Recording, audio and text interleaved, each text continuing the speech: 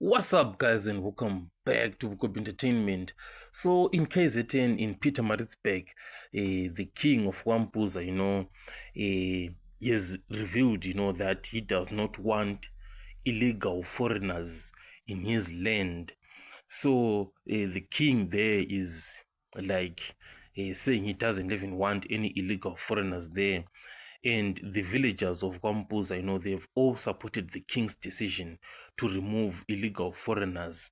So this is what is happening there in KZN in Peter Maritzburg.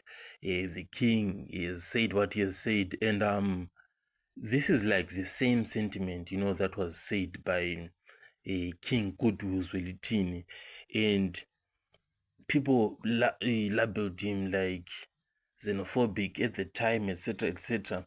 But now the situation seems to be different at the moment when it comes to the issue of illegal foreigners, and there isn't that much of an uproar this time around with the king from Peter Maritzburg revealing these sentiments.